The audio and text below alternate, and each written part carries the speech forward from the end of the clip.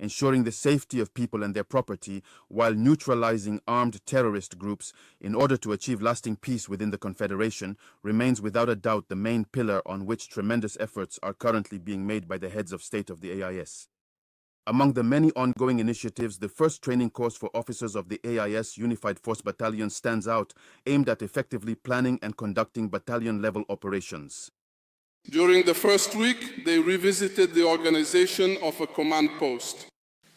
Staff routines, written and graphic orders, operational messaging at PPNF. The second week was mainly devoted to the conduct of the command post exercise called Kurumari.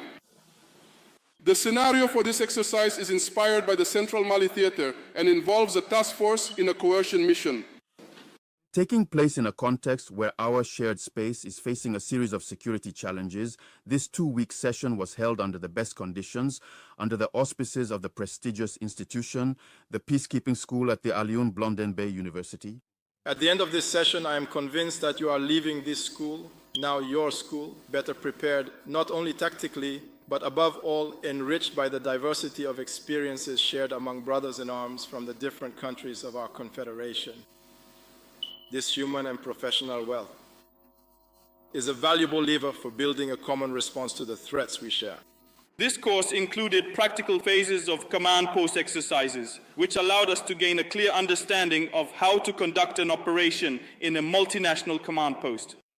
Entitled CPE, Command Post of the Unified Force of the Confederation of Sahel States, and funded by Mali, the course was intended for the battalion leaders of Burkina Faso, Mali, and Niger. It enabled participants to acquire tactical and technical know-how in order to be more effective within the various headquarters of the joint force. We need to establish a unified force that will fight terrorism in all its forms. It's really important for us to be there to support and encourage them. I feel a sense of joy and pride regarding the launch of this unified force. First, I want to thank our highest authorities for having the idea to set up this force, which will now work in the fight against terrorism. With God's help, the AS will prevail. To you trainees, as you prepare to return to your units, you are taking with you not only a wealth of new skills, but also increased responsibility. That responsibility is to turn what you have learned into tangible results and concrete actions in service of your armed forces and our people.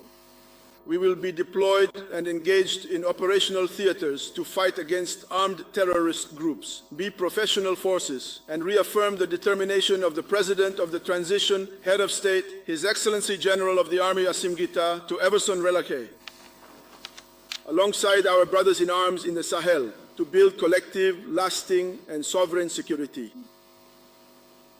It is thanks to this strategic vision and his personal commitment, notably demonstrated by the direct funding of this training session, that this course was able to take place under the best possible conditions.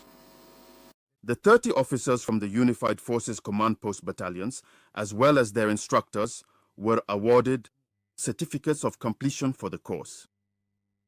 Not to forget the prestigious training institution, the Peacekeeping School at Onglon Bayo, which received a symbolic gift from the trainees in recognition of the quality of the training.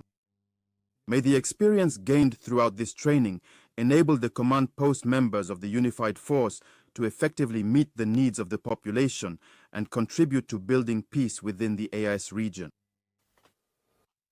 Thank you so much, families, for listening.